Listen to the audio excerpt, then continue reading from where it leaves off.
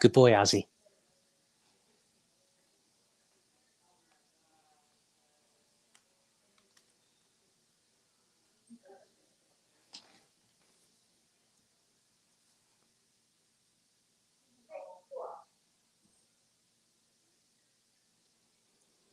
All right, guys. So for tonight's show, we're going to go live for at least a little while. I don't really necessarily know how long we're going to be live for tonight, but as always, we'll play it by ear. And of course, we'll always have a great time with tonight's live stream.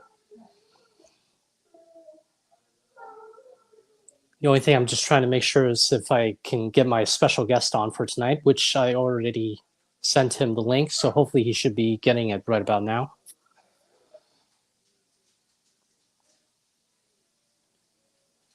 Okay.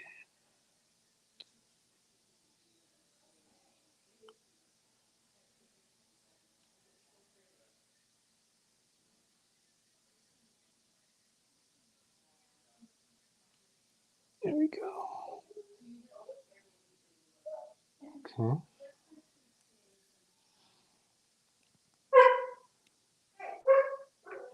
Happy Thanksgiving, Darren.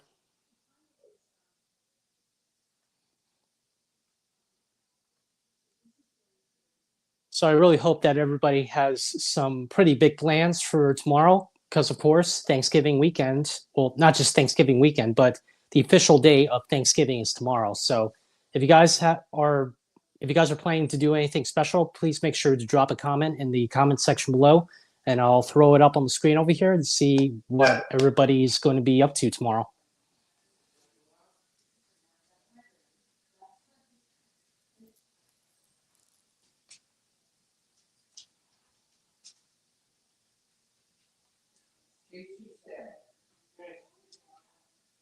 Yeah, there we go. Doing very good, Ozzy.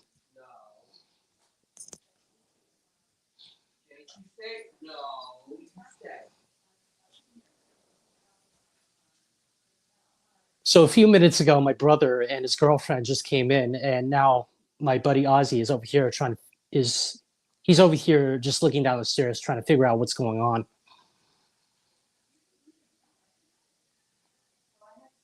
Hmm. Yeah, I mean, running trains is always a good thing to do on Thanksgiving, and of course, hanging out with family.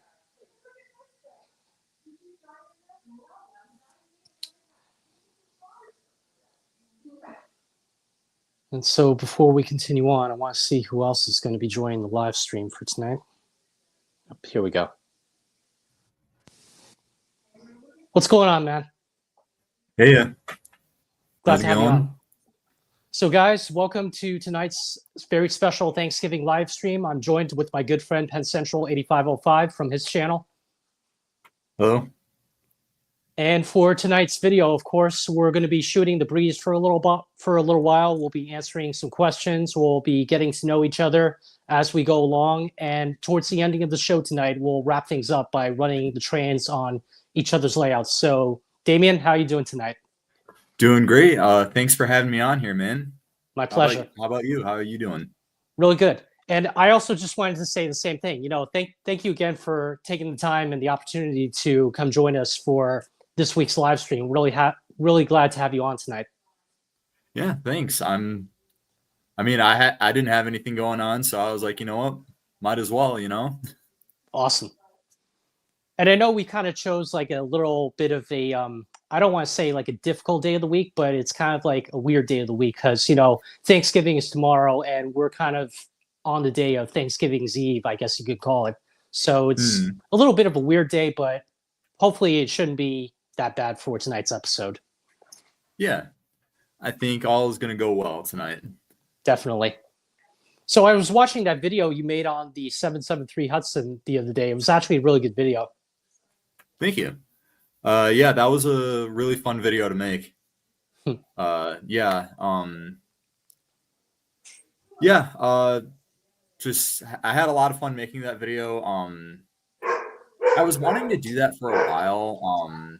I got a few ideas.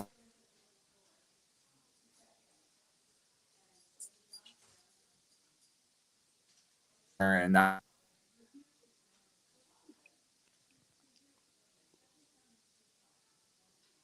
You might want to you actually might want to repeat that again because your audio is starting to cut out just a little bit. There we go.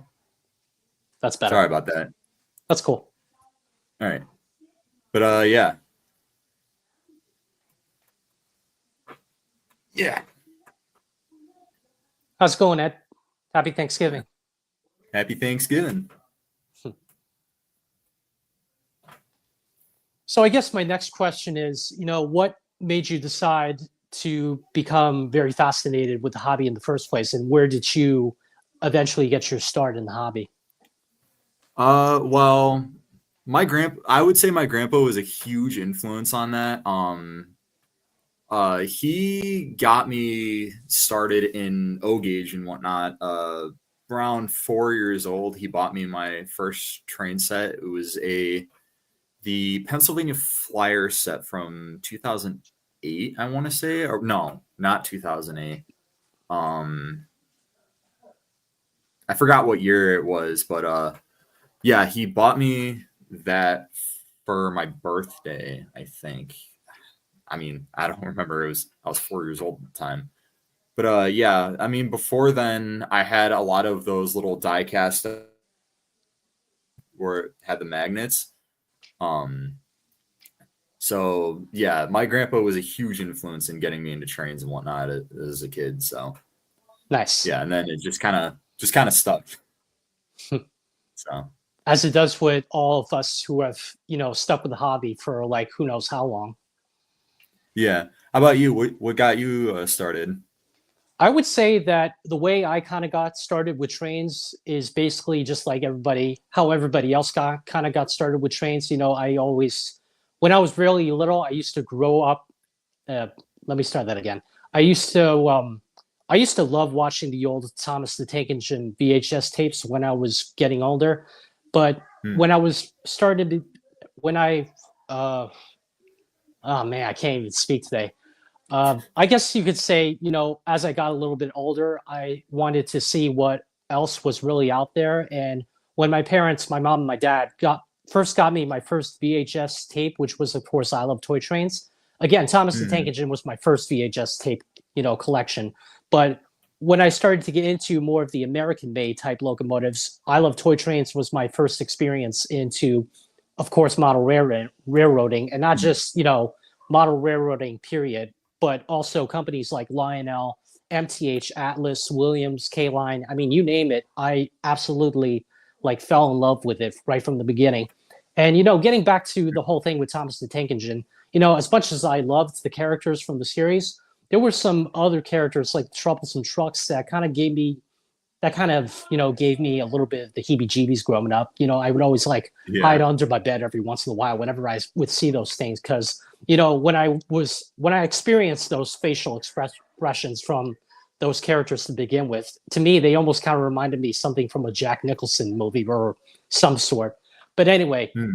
the more I got interested into model railroading, I realized that it wasn't really too scary. But now that I'm way older now, of course, some of those characters from Thomas the Tank Engine don't really bug me as much. Me as a grown man, as of right now, looking back on it, I realized, yeah, I might have been scared of it, a little at first, but now that I'm older, I could see why it wasn't really as scary like I thought I remembered. But anyway, Hmm. Lionel Trains, of course, got into the real thing, which is of course railroading, like discovering companies like BNSF, CSX, Norfolk Southern, Conrail. Like I said, with Lionel and model railroading, you name it, I absolutely fell in love with it. So Hmm. from Thomas the Tank Engine, from Lionel Trains to the real thing, that's how I really started my fascination with trains. And my uncle Joe, as a matter of fact, was an electrician when he was still around. So Hmm. my first ever like toy train layout wasn't really built until like the year 2006, and from there Hmm. it started to evolve and grow as everything went along.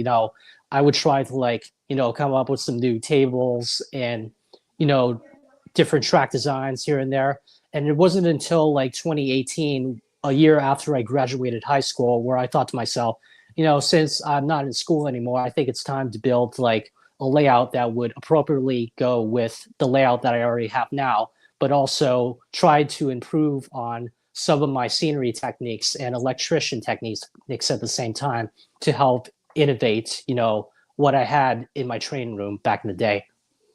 Hmm. Yeah, I feel like that's a thing we all try to do. Who is, and that's something I love about the hobby is that there's always room for improvement, and you always see that one little thing like, yeah, I know I can improve that one little thing. Um, and it's gotten me excited to start doing my like own layout. The layout that I currently use, uh, me and my grandpa built what like 10 years ago now. So I, I'm honestly can't wait for when I move out and can start building my own layout and whatnot. So I'm yeah, also I'm it's also kind of in the same boat too, because for the meantime, I'm just kind of like living with my parents for a little bit, so that way I can take some time and earn a little bit of extra money on the side, and then eventually mm, go looking around with my folks to see what kind of like apartments and you know living space is out there. So that way, eventually, when I do move out, then I'll have the opportunity to build a much even bigger and better layout that, versus some of the layouts that I've made in the past. As much as I love, all the train layouts that I built back then, I always wanted to mm, get more into the, more realistic, higher quality type, high real type train layouts. yeah. I was watching a video earlier today on one, and like it's amazing what some of those guys can do with those layouts. Hmm. Like Eric Siegel's layout too is like that's my kind of my end goal, to Oh, have like a layout his like layout that. for me definitely was a huge inspiration when it came to that. Hmm. I Yeah, mean, I also do have a couple of other inspirations too, but that's a story for a little bit later here in tonight's episode. yeah.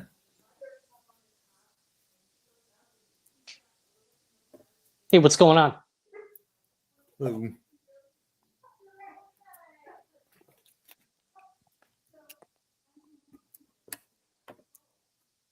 So I'm starting to see a little bit of your collection behind the wall there. I see you got the Rio Grande F3, you got the Union Pacific Alcos, the GG1, and you got the Texas Special, I believe. yeah. Uh, yeah. A lot of this is my grandpa bought this before I could like actually like start buying my own trains and whatnot. Hmm. This one was actually given to me by my mom's boyfriend's dad. Really? Um, which I love this thing a lot. But yeah, it goes almost to the ceiling. Oh my! Wow. Yeah.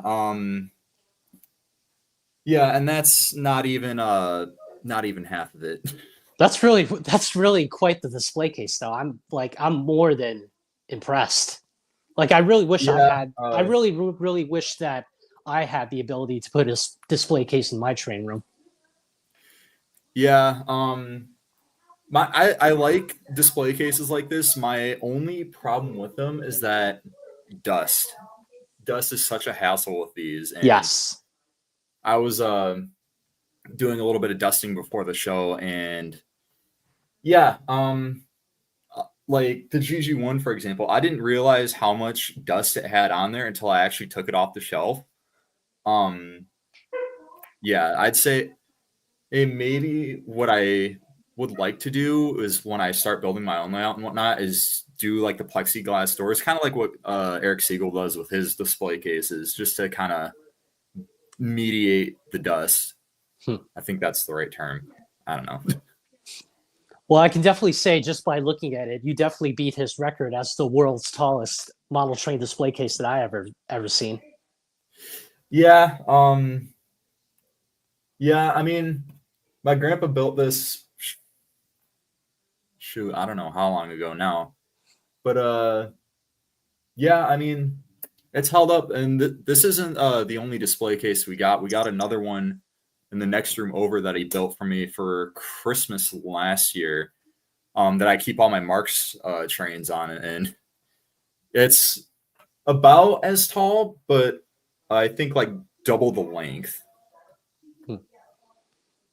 But Now, if my memory serves me correctly, I remember you also doing a kind of like a little bit of a speculation video where you were talking about the similarities between the Lionel and the Mark's steam switcher type tenders, which I'm really surprised that you were probably the only person that I've ever seen to do a subject on a type of, topic like that, because nobody else was doing it online except for you.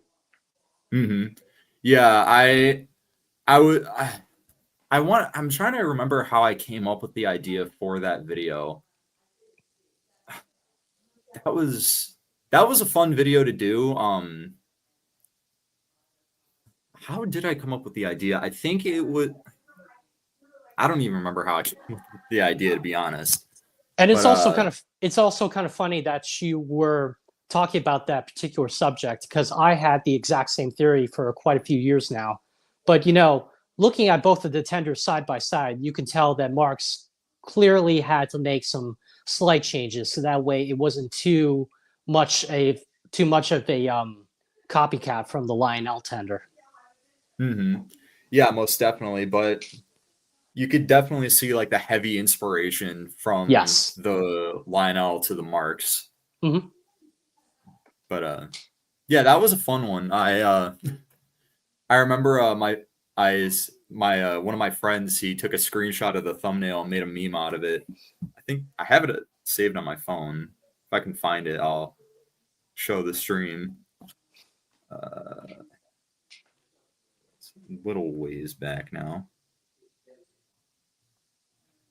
I don't know. I'll find it later, but yeah, it was pretty funny. I think he said, "Sorry, ladies, I only play with models," or something like that. Yeah. That's almost just like the memes that they post on either Instagram or Facebook every once in a while. I mean, there's always got to be like some kind of girl involved in any of the videos. Yeah. And that kind of gets me to thinking about like, just the hobby in general. I don't get those people who are like, like they go into the hobby and like I don't know, they're kind of stuck up about it and like everything has to be like super realistic and whatnot. Like me, I think the most important thing with this hobby is just having fun, making jokes with your friends, getting just like, collecting what you like, Definitely. I think some people just kind of get like blinded by like, oh, everything has to be super realistic. If it doesn't have the right amount of rivets, I don't want it. Like, I think those people, they're kind of missing the point of the hobby, I would believe so too.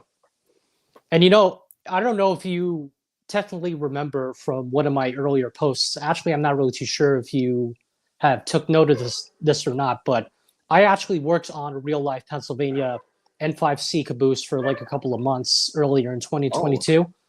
And we finally have the caboose on display in Lewis, in here in downtown Lewis by the library. And once, actually, I would say like the first and third Sunday of every month is when we have our open houses. But it doesn't happen very often. But once in a while, like you said, we get like the really big, enthusiastic like train fanatics who just are looking for like the right amount of detail and specific color schemes and whatnot. And sometimes we might people coming over and just by comparing apples to apples, they might say, oh, it's the wrong color, it's not really supposed to have this many rivets, or it's missing a couple, or these aren't the exact same type trucks that this unit is supposed to go with. I always say to everybody, chocolate or vanilla, you take your pick. It doesn't really matter to us. We're just really proud of what we accomplished, really accomplished, really. Yeah. I mean, like you said, it's just, as long as you like, as long as it looks like, close enough, I'd say, it's good enough. It doesn't have to be exact, nothing in life is perfect. Exactly. So. I mean, I say this multiple times here on the channel. I mean, life isn't perfect and neither is model railroading. But it's Hmm. almost just like collecting, like you said. People are like telling you, "Oh, you should buy this because it's been manufactured in the United States," or "You should have this because it's most rare." Like I said, it's all up to you. It's not about what anybody else says or thinks what you should like collect or not. It's all about what you really like the best and what you think is the most interesting piece in not only just your collection, but any type of trade show that you might go to that might pique your interest. 100%. I agree.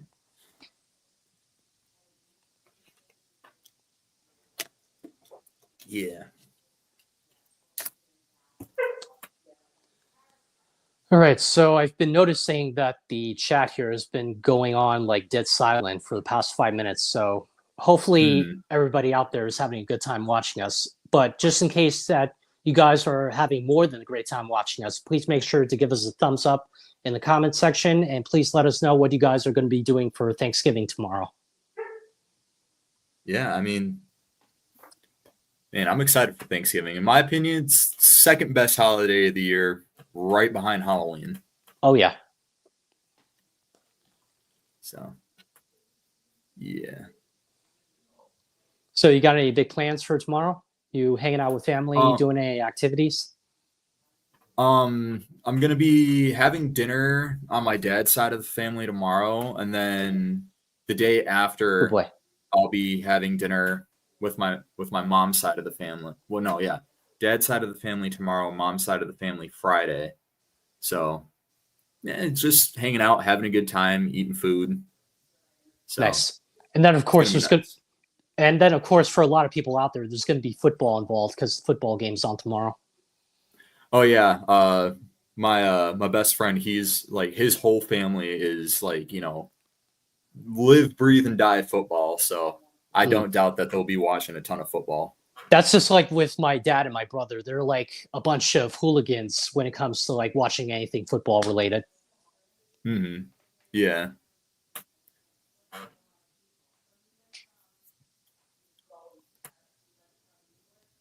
So I don't really see any new comments so far. So I guess we should go on and talk about what we're going to be running tonight later for tonight's episode. So, what do you have for your uh, what's the term that I'm thinking of? I'm starting to blank here. What kind of Uh, trains are you going to be running for us tonight on your side? so I got two of my NPC sets going tonight. I got the Broadway Limited set Ooh, from 75. Um, it's a 8304 with the set of 95 100 series cars. And I got the add-on a baggage car. No, not baggage, combination car for it. And okay. the other set I'm running is the Blue Streak set from 73. I can't remember the years off the top of my head, but yeah, the Blue Streak set with all the cars. And then as a backup, just in case the Broadway Limited set isn't running good, I got my Penn Central GP7 and all my Penn Central cars behind it. So Nice. hopefully the Broadway Limited set will run nice. I was having some issues with it earlier, but I think I got it running good now. What about you? What you running tonight? Okay, so I mostly just got mostly everything that I have here on the layout is all Lionel. I got my right behind me. I got my New York Central reproductions of the 2344 F3s, and I also got the reproduction set of the Irvington cars to run behind it. I'm also running my dad's Lionel post-war 2035 K4 locomotive with, of course, some post-war rolling stock here and there. And then on the second layout in the back, I got my MTH trolley on the upper section. And for the third locomotive I'm going to be running, I already did a review on this little locomotive like a few weeks back. But on the second layout here, I'm going to be mostly running my TMCC Texas Special GP9 from Lionel. Oh yeah, I saw you just did a video on that. That thing is cool. Definitely is. I mean, ever since I took it out of the box, I just can't stop running it. It's just so. I mean, even though it's not prototypical by any means when it comes to the paint scheme, it's just absolutely gorgeous to run. Whether it's on this layout right behind me or the layout in the back, I just can't stop running it. It's just even with the amount of dialogue they put in it, it's just unbelievable. I think Lionel has really improved the tower comm in some of their locomotives in the past couple of years. So I was really impressed to hear the amount of tower comm, dialogue that has, been coming out of that thing ever since I started running it. Mm-hmm. Yeah, honestly, I want to get more into like like the TMCC and whatnot. It's just I mean it's just I don't have the money for it, and oh, my Neither clocks do are I. going off. I got one of those Lionel clocks that's play the sound every hour. Mhm. But yeah. Anyway, I wanted to get more into TMCC. I mean, I got my Lion Master T1. It's just I wish I could use all the features on it, but one day I'll come across a TMCC setup for cheap. I mean, I'm mostly just using TMCC now because, like you said, with on your side, there's some things that you really can't afford at the moment. The same thing for me. I would really like to get something like Legacy or even MTH DCS at one point. But like you said, right about now, it's all about, how everything is becoming so expensive lately. And the only Mm. thing that I could afford or can afford at the moment is not only just the TMCC, but something like Lion Plus or Lion Plus 2.0, or even the new MTH DCS Commander, which I already have in my collection. Mm. Yeah. I started like with the command control and whatnot. I like just like started like branching out into that. Like I have one. I got that New York Central Pacemaker 242 that they put up that they just released. Now that's That's like actually my first. a very beautiful set. I mean, it's very small and it's not really as detailed like some of the higher end legacy engines, but it is a really attractive looking train set nonetheless. Yeah, and honestly, I love the sounds on it too. Like if the sounds for like just for like the bottom end Lion Chief are good, it gets me really excited to see what's like at the top with like the Vision line and the Legacy and all that. Mm-hmm. And then my other command control engine I got is the Menards FP7. Yeah, FP7. I got the Union Pacific set That's a nice set last too. year. And honestly, I think it's a solid train. I mean, yeah, like it has like some imperfections with like the paint and whatnot, but overall for 200 for yeah, like $200, good it's a good engine. Great to get started in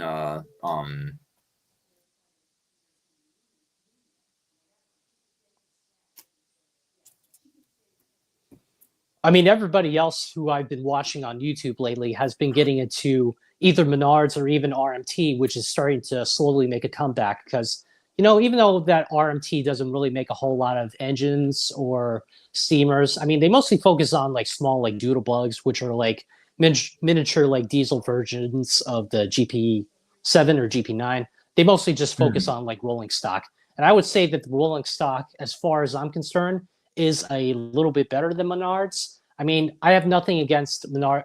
I don't really have anything against Menards rolling stock by any means. I do have a couple of pieces here and there, but as far as more realistic looking rolling stock goes, I think I would tip the hat off to RMT for that type of effort.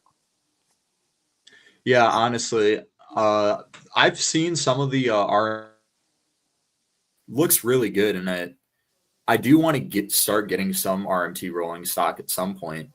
And yeah, but I've been getting like a lot of the Menards stuff because like it's decent quality at a pretty low price, and I mean they have just some like really fun cars Mhm. like that that transparent hopper with the LED lights. I love running that thing. And then, of course, they also have buildings too, which most of them they are basically like newer and original like ideas that either Lionel or MTH doesn't really offer in their catalogs. So really, a really big hats off to Menards for that type of effort too. Not just with the rolling stock, but I think the accessories, to me at least, are the star of the show when it comes to anything Menards. Oh yeah, 100%. And I mean, you get all that, and like they're like dirt cheap as well, which is like a huge bonus on top of that. For me, if I did had to pick a Menards building, it would either have to be the power plant In factory a or couple even the years bowling back. alley. That Because bowling with alley is cool. the bowling alley, Um, I do like to bowl. I don't really bowl a whole lot, or not really that often, as much as I would love to. I mean, I would really like to bowl more, but if I did have the opportunity to purchase it, I would try to place it right near the bank because I have like this really big open space in the back of the layout here where I don't really know what else to put over there. I mean, I still would really like to find something that would match the size appropriately with the bank behind me here. But I was also thinking mhm. about the power plant because, Lionel back in the day during the post-war period made the little radioactive waste flat car with the two canisters on top with the little blinking lights. I think that would definitely make a really cool looking companion piece to go with that car in particular. Oh yeah, 100%. Um, yeah, honestly, I have I have the little plumbing shop, and that's a building I really like. I had the bar that they did as well. Mhm. But we took that off the layout because the wiring on the inside for the LED sign that would strobe started smoking. So we were Oh like, man, yeah, before that starts a fire, the layout. But that one small issue, I've I love their good boy. buildings, and I wish I could get more, but I mean, I'm kind of packed full with all the buildings I got on the layout now. Hmm. I would also say that also the way you kind of addressed the problem kind of reminds me of the time when Menards were coming out with the brand new dummy units, and all of a sudden they started having this almost the exact same issues there too, where they would start smoking all of a sudden. Hmm. Yeah, I'm curious on what actually causes that. The last that I remember, I think it had something to do with the type of capacitors that they were using in their dummy units. I can't remember exactly, but something along those lines kind of had something to do with that particular issue, to the best of my memory. Hmm. Well, I hope at some point, I hope they fix that. And if not, I hope they fix it at some point They because, just did, oh, they just did. Okay. yes. Because Okay, just good. with because just like with the capacitors, it's almost like the MPC stuff. You need to find the right size of a capacitor to go in, whether you're operating something that has like the mighty sound of steam, or if you have one of the B units to go with your MPC F3 set. You want to make sure that you get the right capacitors in order for the horn to work inside the B unit. Hmm. Yeah, and yeah, and speaking of those mighty sound of steam tenders, I have one that doesn't work, and it's just like I wish that they had just like one standard like board setup for those things. Because like having opened up multiple of those mighty sounded steam tenders, Mhm. all of those boards are different. And it's just like, how do you fix them? Well, Because I was actually watching there's actually another guy that I follow online. I mean, he mostly just works on older like NPC or Marks model train equipment, but he was actually doing a video on how he repaired the Lionel Sound of Steam board as well as the Marks Sound of Power Steam board, where he mentioned specifically in the video where you have to replace like the biggest capacitor in the board. And you also want to make sure that you replace the foam board too, because if you don't have Mhm. the foam board in the tender, then the the circuit breaker is going to go on and the circuit board is going to go bad, and therefore you can never use it again.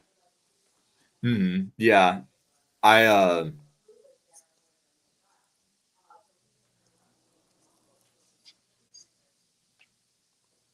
Come here, Ozzy. Good boy.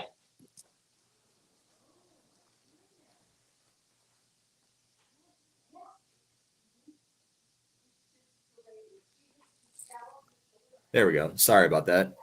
My I was just going to something's say, going on still with the there? internet here. But yeah, That's one thing with those Mighty Sound of Steam tenders. You always want to open those up. Like whenever I get like a set,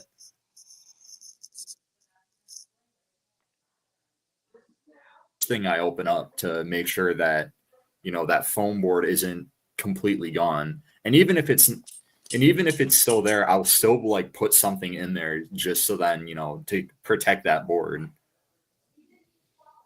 Since we're on the subject of, soundboards, this kind of actually reminds me of the time where I used to have like the Southern Pacific NPC Lionel F3 locomotive, and I also had the Mm. dummy unit to go with it. Now, originally, when me and my dad bought the set from this one vendor, little did he know that he had no idea what he was talking about because we got ripped off from. Well, we bought the train for like $150. It was the locomotive and the B unit, ironically. But when we brought it home, there was like no buzzing sound. It didn't move. There was like no, like, there wasn't like anything with the locomotive going back and forth. So we just found out we just got robbed out of our, payment. And it took a while, but thankfully I was able to purchase like a chassis and a motor off of eBay a few years later. And after a while, when I was running the B unit with the locomotive, I was just having it sit there for like a few minutes or so. And then all of a sudden, I heard something pop inside the circuit breaker, and the thing was smoking like crazy. And as soon as I smelled it, I was like, oh my God. Like I couldn't even erase that from my memory. And, it took me a while, but thankfully I was able to not only replace the circuit board, but it turns out that the speaker also needed to be replaced too, because the speaker kind of burned out as soon as that situation happened on the layout.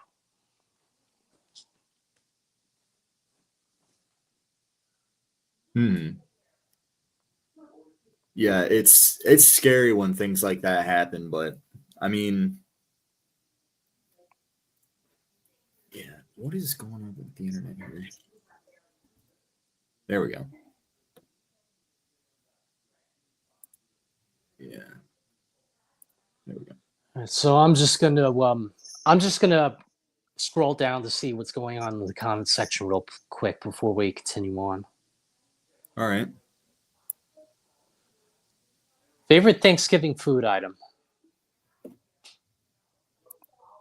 Oh, that's an easy one. I'd have to say, well, it's tied between mashed potatoes and stuffing. I like cranberry sauce. Yeah.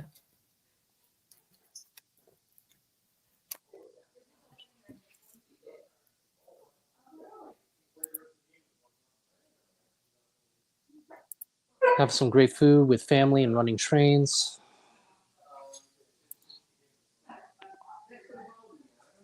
Oh, I love sweet potato.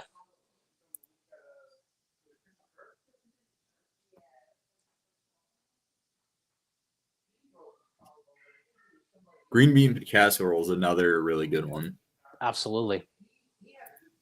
Especially when it's sprinkled with those little like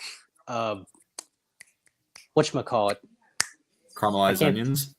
Yes. That's the best. I love those onions. Hmm. I mean, not only do they add like a little bit of flavor, more of a flavor profile to the casserole, but they add a little bit of a nice crunch to whenever you take a bite out of it. Hmm. Yeah. Super satisfying crunch, especially when it's done right. That's top tier. Now, originally, when Campbell's was coming up with the recipe, they were having like a lot of issues here and there, but it was really the onions that helped solve that situation with the recipe. All right, interesting. I didn't know that. Mhm. I do like to watch a lot of history channels, so I'm like a really big history buff. Not just with trains, but anything related to anything history, really. Hmm. Yeah.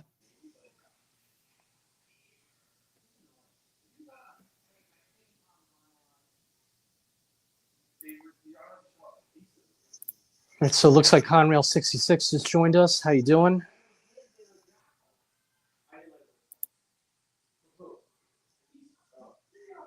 I bought an MTH set and the entire board was fried. Oh man, that's always a rough thing to experience. Yeah. I got a MTH Berkshire. That's the board is basically completely shot, Hmm. and it's been sitting in the box for well over 5 years now. Yikes. So, Right now, I'm yeah, I don't kind even of remember how it happened. It must have just been must have derailed and shorted out. But I remember a while back we tried taking it in for repairs, and the guy who tried fixing it couldn't get it fixed for whatever reason. yikes. So, That's just like the time where when I took one of my 773 Hudsons over at Mountain Lakes. It wasn't just the first time. It was a couple of times where I had to take it up there.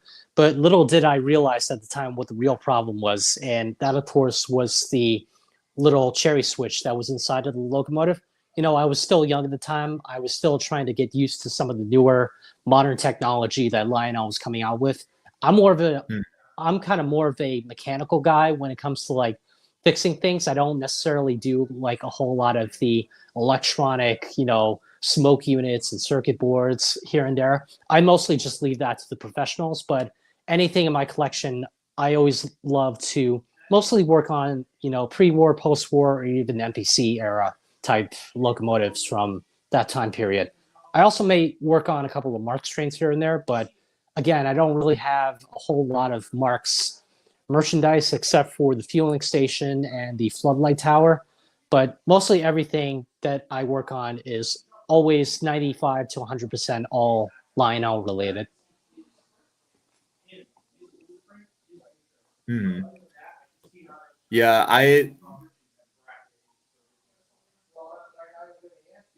mostly stick with the older stuff in general just because it's a lot easier to work on. Mm-hmm. Um, and that's why I've been with like the modern stuff. I've kind of slowly been getting into it and not like, rushing into it because I don't know how to fix those electronics and whatnot. Exactly. Um, but yeah, uh, I will say though, Mark's trains are like incredibly easy to work on. Like those the old motors and whatnot. Mm-hmm. A lot of those, most of the fixes for those, we just kind of doused them in electrical contact.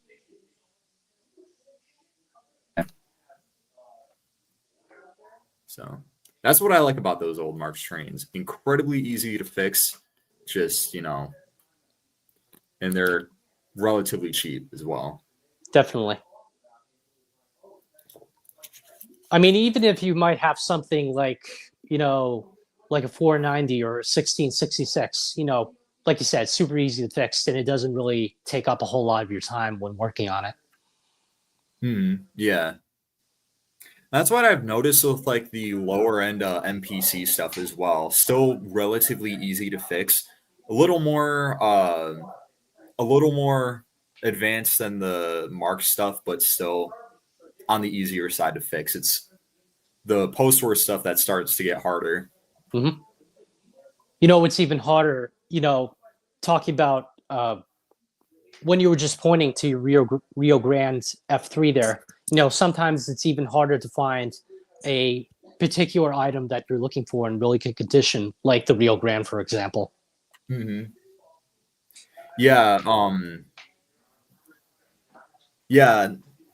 I like. There's a lot of stuff that I'm looking for, and like I like collecting a lot of like the old starter sets and whatnot, and I'm like really like picky with like how like I buy them because I want like I don't just want like the box and like the train. I try to yes, step 100% the train and the box are like the most important parts, but I like having like the other stuff that came with it. Like if it came with like like a vehicle or something, I like to have that in there as well. And like if track is missing, that's not a huge deal because I run everything on my layout anyway.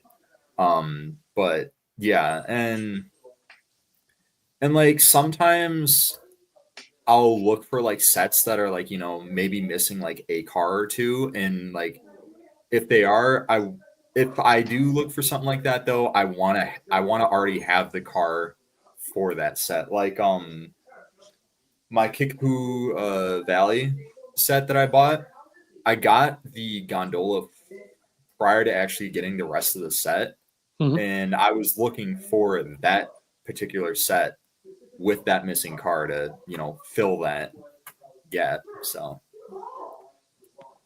Same for me, of course. When, let's say I buy like a post-war locomotive, like the GP7 or GG1 locomotive, I like to buy the engines first. And if there's like a particular set that I like, then I'll go ahead and buy some of the cars separately. Because, I don't really want to be spending a whole lot of money on a mint condition set that goes up to like $1,500 to $2,000 or so. I just really rather buy the engine first, and then if the cars are in like, decent shape or whatnot, I don't really care that much about something, being extremely mint or brand new. As long as it looks good and it's very clean, then, I'll buy it. But, like I mhm. said, I just rather, buy each piece one at a time. So that way I'm not really going too crazy with my wallet and, spending a whole lot of money here and there. Mhm. That's what I did. That's actually the same thing that I did with my Blue Streak set I bought.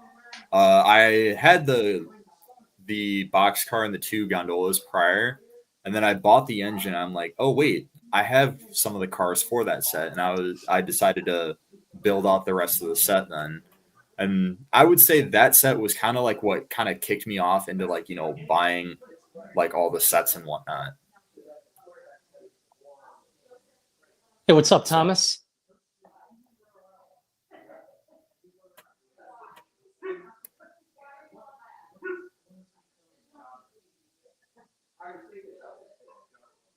Another thing that I also really like to do is recycle sets. Like if I have something like the 2055, which I technically, do have in my collection, I have the passenger mm, cars to go with it. But if I really want to run something like the Burlington Zephyr or the Lionel post-war GP7 diesel locomotive with the passenger cars, then I'll just mm. swap the 2055 out and bring out the 2328 and run it with that set. So that way I'm not going out and buying another set to go with the engine completely. Yeah. And as well, it's kind of fun to like, make your own sets too. Like, Mhm. pick out like a nice engine and then like put some cars behind it that would look good and like, would look like it would be a set made at that time. And it's also kind of funny because Lionel is now offering that opportunity to a lot of its customer fan base where you can just go online and customize your own train set. You pick out your locomotive, your rolling stock, your accessories, your track, or whatever, and just Hmm. make a setup as you go along. I think that's a really cool idea. I just wish that it wasn't like so limited as it is right now. Now, I do believe at some point they're going to improve on it, but I do think it's a really cool idea. I think it would be cool though if they had like, maybe a bit larger of a selection of locomotives and like maybe like you could do like your own custom paint jobs for like all your locomotive and cars and whatnot. I agree. I'm getting the Lionel 1990s and 1955 New York Central water level freight set with the Lionel New York Central Mohawk, number 3000 for Christmas this year. Nice. Nice. And speaking of which, I don't know if you guys are aware out there, but the New York Central Railway Museum in Indiana just announced that New York Central 3001 is getting a restoration, and hopefully they're going to have like the opportunity to put it back into service for tourist railroads and whatnot. And when you slowly think about it, the New York Central Railroad is slowly starting to make a comeback in our society, where you have the Mm, Norfolk Southern Heritage units, which are decorated for the New York Central. You have the Empire Builder, which is decorated for the 20th Century Limited, while it's, of course, pulling the original 20th Century Limited passenger cars. And now you have the big news that the 3001 is coming back into service. So all things considered, yeah, the New York Central Railroad is still kind of out of business. But when you think about it, are they really out of business now? mm. Considering that they're bringing back a lot of the old, rail lines from back in the day.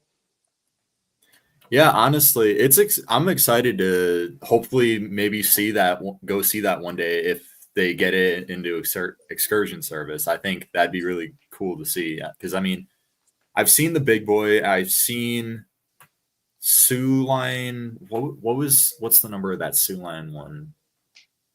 1003, I think. Those are the two engines I've seen in excursion service. And if they do get that New York Central engine going, I'd love to go see that. And then there was 'Cause, like, also there was actually go ahead. it's also like amazing to think about though, because like, other than 3001, there's like no preserved New York Central engine. So this is big. Mm-hmm.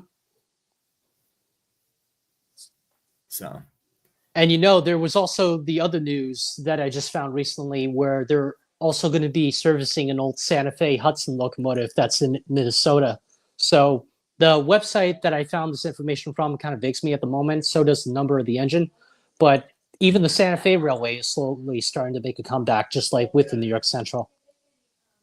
yeah, it's kind of funny to think about because, Lionel, their two biggest engines were Santa Fe and New York Central. And even if you're I running know. something like a New York Central or a Southern behind like something like, CSX or chassis system, people say, oh, it's not that prototypical. Those rail lines didn't really exist yet. Well, considering that they're bringing back a lot of the old rail lines now it's possible. 100%.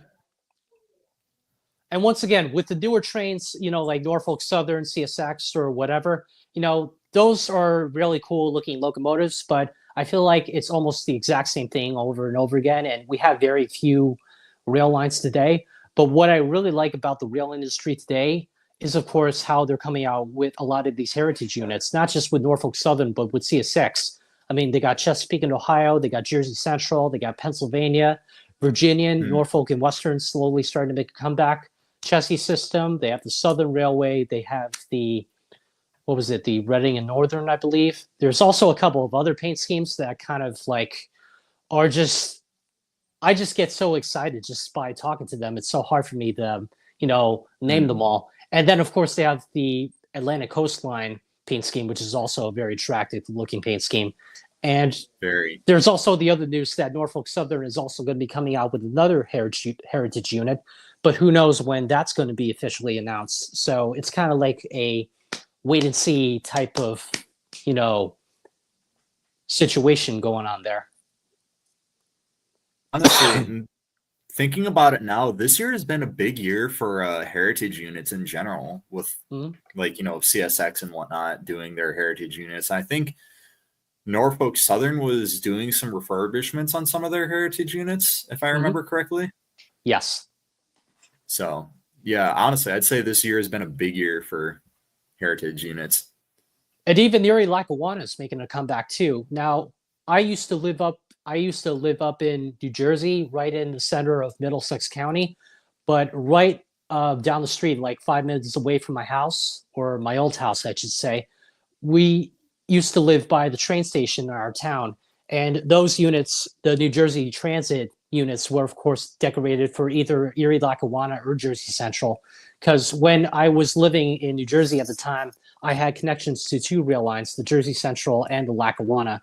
Now, the Lackawanna, of course, I went to school up in Chatham, New Jersey, and surprisingly, actually to nobody's surprise, there was also a train station right down the street, and that rail line today used to be associated with the Erie Lackawanna rail line. That's cool. I live on the Metra commuter system, and like I kind of wish that they would run their heritage units up where I live, because I mean that'd be so cool to see. Like, I really like their Chicago Northwestern heritage unit. I wish that would run up on my line, but sadly doesn't. I mean, a collector can dream, right?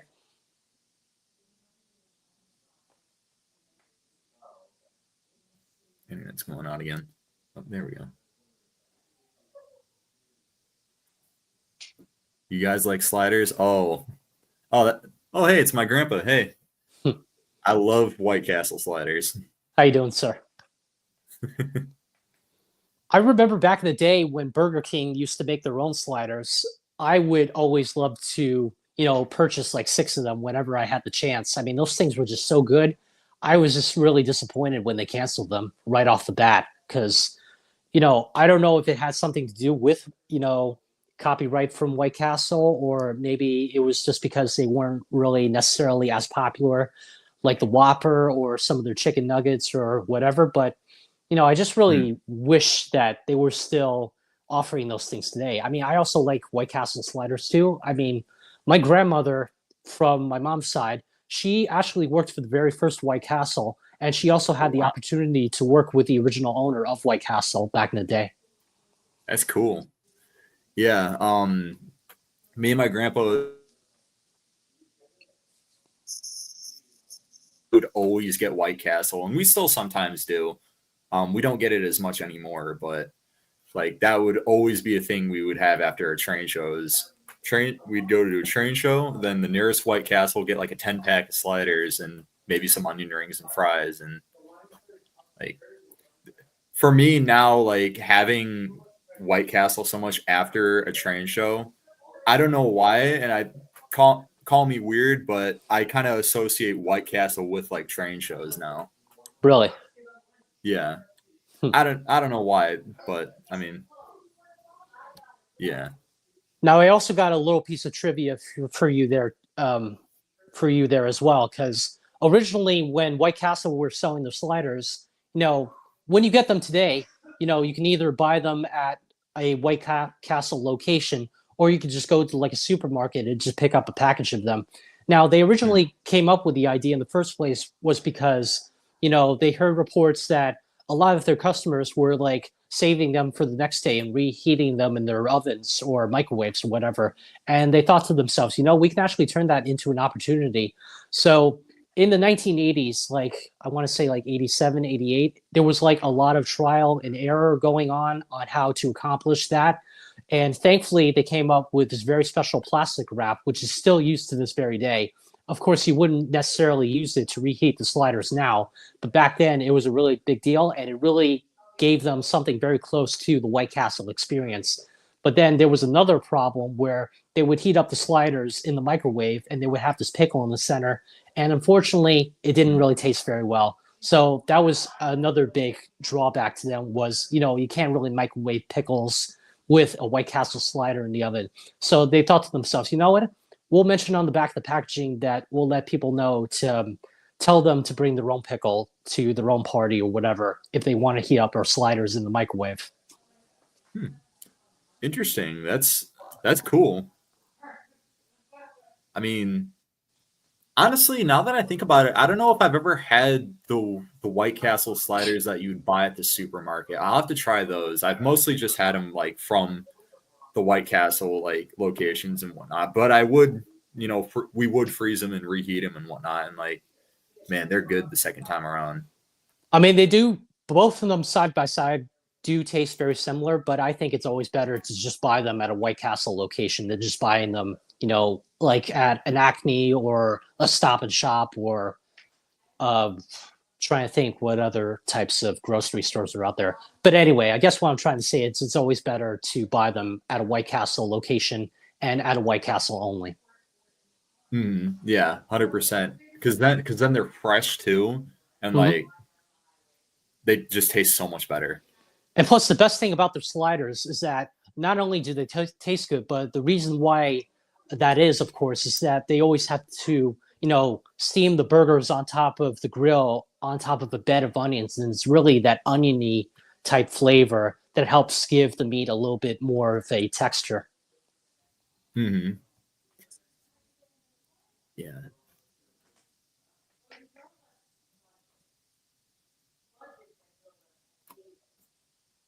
Yeah, all this talk about White Castle now is making me hungry. Hmm. You and me both.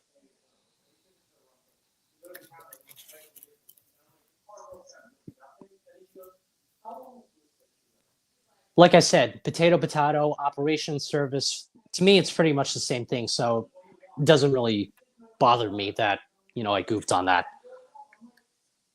Hmm.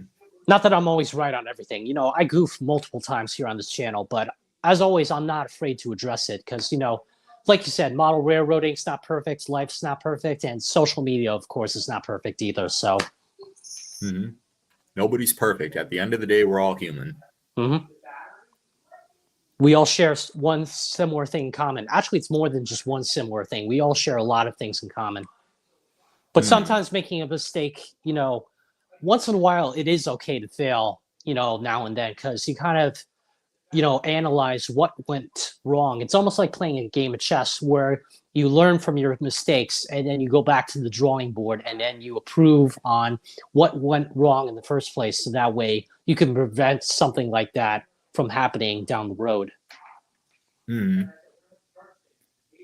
Big thing. Every failure is a learning experience. Sure is.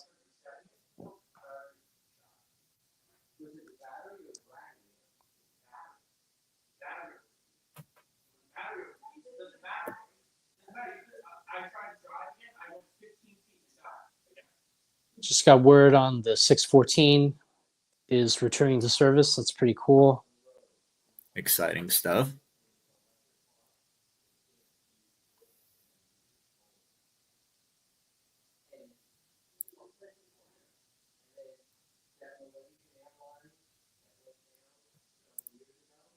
Nashville Steam has good merchandise, and collecting collectors challenge coins, whatever that means.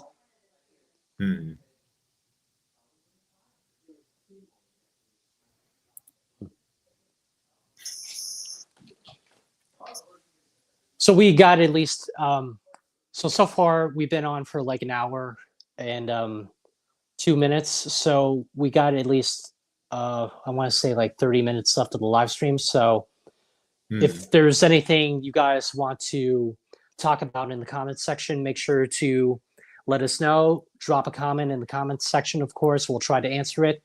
And we'll probably be on for at least maybe 15 more minutes before we go ahead and get started with the running session. So like I said, if you guys want something that you just really want to get off your chest, now is the right time to do so. Other than that, make sure to enjoy the rest of the live stream and make sure to stay tuned for later's running session with me and Damien as we run the trains on both of our layouts. Once again, he's got his NPC Lionel collection, and I have my mixture of post-war, conventional classic, and legacy Lionel locomotives on my end. It's going to be fun.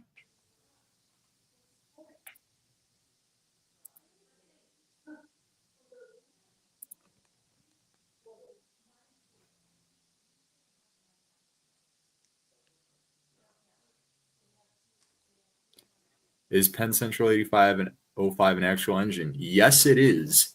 It was a former Pennsylvania SW1 switcher.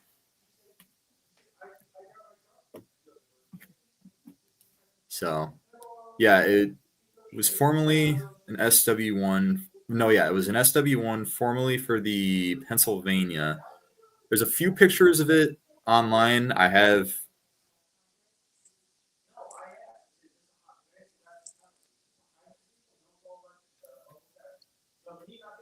Yeah, that's the real 8505. So.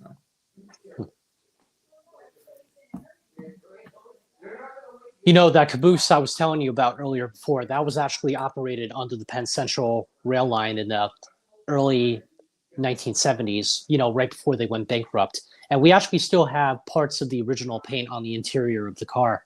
So if you're in the area by any means, if you plan to come visit us on the first and the third Sunday of every month, make sure to tell your friends or whatever. We're always happy to have company, come by and come check us out, and we'd love to share history with a lot of you guys that come to visit us. I'll definitely have to plan a trip out there. Actually, I'll make sure to send you the link after the live stream is over tonight, so that way you can kind of get a better idea on what days we're going to be open. Not just the first and the third Sunday of every month, but we also have other activities we like to do. Once in a while, we might get a a food truck down to the library, and we have like a special social event. And we also like to celebrate National Train Day in the month of May. Sort of like, Hmm. I mean, it kind of varies from like year to year, but once in a while we'll have it on the 10th. Other times it's the 11th, the 12th, the 13th. I mean, whatever day National Train Day is going to be on, we always like to celebrate it in May, of course. Sounds fun. Yeah, I'll definitely have to go to that at some point. Just gotta plan a trip out there. I mean, I'm not really technically sure where you're located, but if you ever visit Lewis by any means, it's really a very beautiful town. I mean, I really highly, recommend it to anybody who is just, in the area and they're trying to find something to do or they just want to kill some time. We're always open on the first and third Sunday of every month. So if you guys want to come check us out, make sure to do so. Once again, I'll make sure to leave the link in the description at some point to give you guys a little bit more information on what other type of events that we're going to have in the future.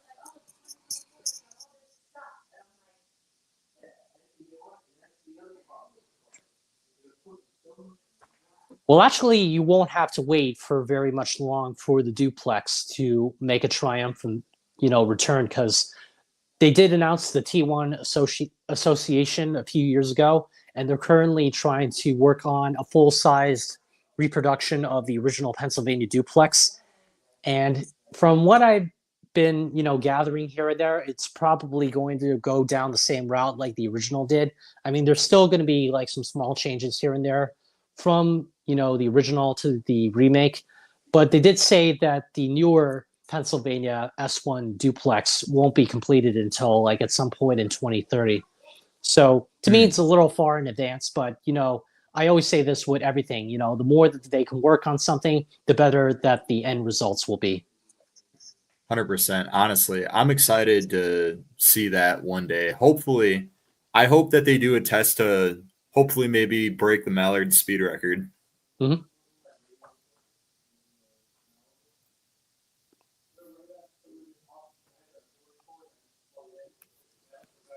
The problems that the original duplex also had was the situation with the track where it would become slippery and the wheels would start to spin here and there.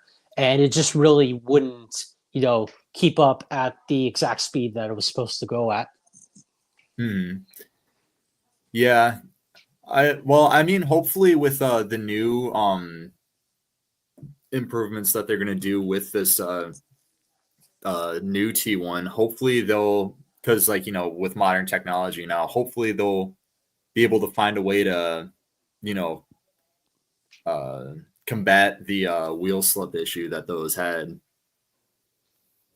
Now, as for us, for the organization that I work for, I mean, I know I mentioned this multiple times, but it's mostly like a volunteer job. Like there's no payment involved. But we're also in the process of delivering one of our brand new locomotives that we just acquired early last year from Wilmington. It's actually a full size Pennsylvania B6 locomotive, and it's one of the last B6 locomotives in existence. Now, just like with the caboose, it's not going to be operational or anything, it's all stationary. But we're really hoping to bring the locomotive down to the Lewis Library at some point in late 2025. But we're getting a little bit more active with the tender with the engine this time around. So the tender, by all means, is going to be delivered at some point in February of next year. So that will be a little bit of a distraction for some of the people who might come to visit us while they're waiting for the locomotive to be delivered. Hmm. It's gonna be cool. Mm-hmm. And guys, you don't have to worry because I'll make sure to get plenty of video and pictures for you guys to take a look at, and I'll be able to share with you all online, whether it's YouTube, Instagram, or Facebook. Like I said, I'm always a man of my word, and I will definitely keep you guys in the loop until that time comes around.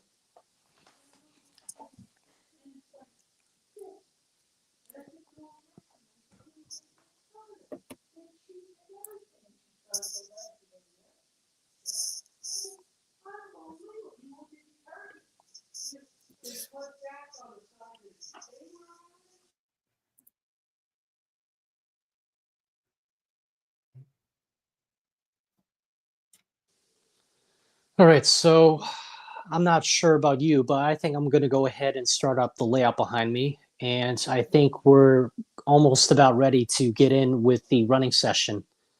So All right, yeah. I guess I guess my last question would be before we go ahead and wrap up the video for tonight. If if there's like any like newer people out there who are just getting into the hobby of model railroading or they're just collecting for the first time, what type of advice would you give that particular person who is just starting out in the hobby today? Um, hmm. I would say I'd say start small, just to like, because like if you're not sure if you're gonna like the hobby and whatnot, start small. And if you find that you like it, go from there. And if you decide like to go to train shows and whatnot and like start buying from train shows, don't wait on stuff that you see that you like. Because it's happened to me a couple times where like I see something I like, but I'm like, I'm not sure, and then walk away and then come back and it's not there. So I'd say the biggest piece of advice for new people who are new into the hobby, or even people who've been in the hobby for as long as we have, or even longer, if you go to a train show and see something you like, don't wait on it, make an offer. And as for me, I would say if you're planning on to build a full-size layout for the first time, I would my recommendations would be to draw it out first and kind of analyze it in your mind as you're looking at your living space where you want to set up your layout. Because just like with the household, whether it's like something like the kitchen or the living room or the dining room, whether you're like buying furniture or a new shade lamp or like some kind of like um, knickknack that you're trying to decorate your household with. Building a layout is just like decorating like an apartment or like a small house where you really want to make sure that your layout really complements your living space that you're setting everything up with. And just like with any type of layout, like I said, you want to make sure you draw everything out first because you don't want to get into that trap where, oh, I feel like I should have done this or I should have done that earlier before, or maybe I could have like adjusted like the mountain here or maybe add a little bit of scenery here. Just like building a house, like I said, you want to make sure that you take your time when building a really impressive layout for your train collection because, the more that you take your time and analyze everything around you and the more that you uh, the more that you place accessories here and there and you kind of think to yourself, oh, that actually looks pretty good, or maybe I want to move this accessory over here. It's all just the work in process. And like TM Books and Video special paint designer Richard Sherry once said, if the more you rush, then the more that you make mistakes. And we as collectors and operators don't ever want to make mistakes in this hobby. Or somebody like Bob Ross would always say, we don't ever make mistakes when we're making art. We just have happy accidents here and there. You know, everything, I mean, everything is just about this hobby is all just about playing everything by ear and making sure that your layout is really up to the standards on how the way you want it.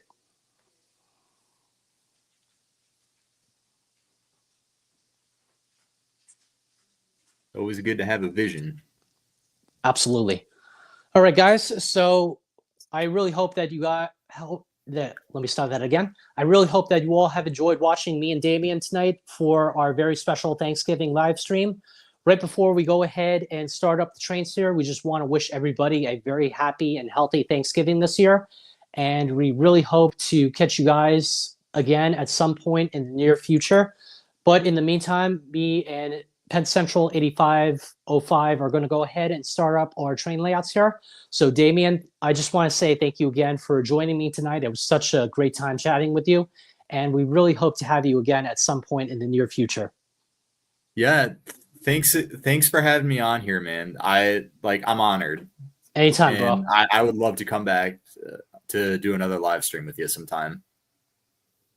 All right. So with that being said, guys, we're going to go ahead and start up the trains here. So make sure to enjoy the rest of the live stream. And as always, if you guys really have enjoyed tonight's episode, be sure to like, comment, and subscribe to both of our channels. I have the link down below to Damien's channel. So that way you can go subscribe to him and check out some of his videos. Once again, this guy is an absolute, hold on.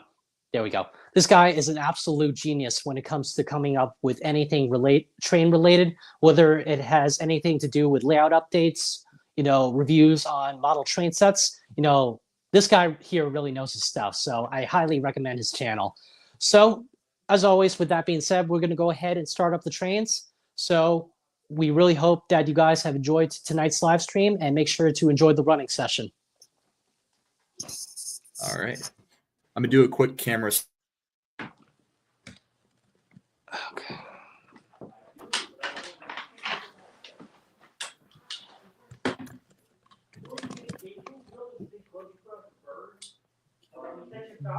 That's literally what I'm wearing. I'm not even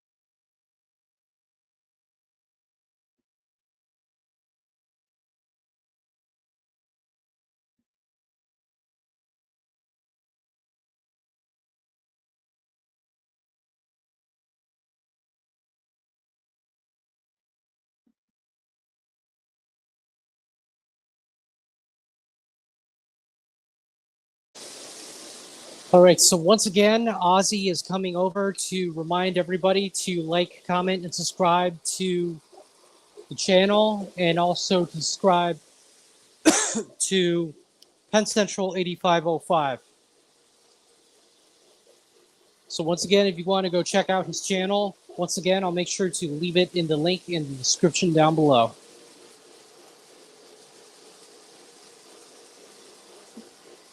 And so we got 5 minutes left of the live stream, so make sure to enjoy the rest of the show while you still can.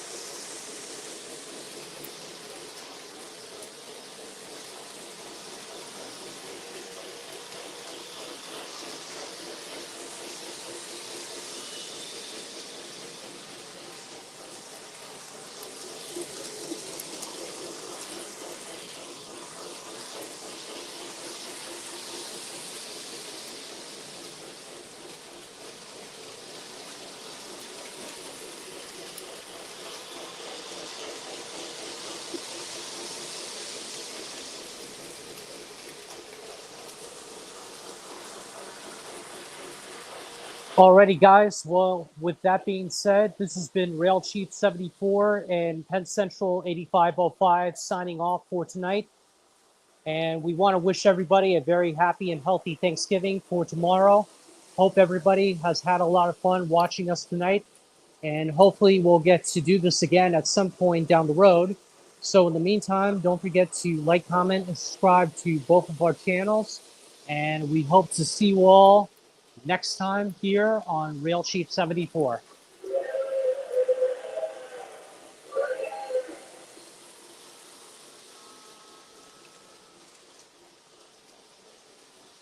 So once again, with that being said, hope everybody has a good night, and we hope to see you all next time. Take care.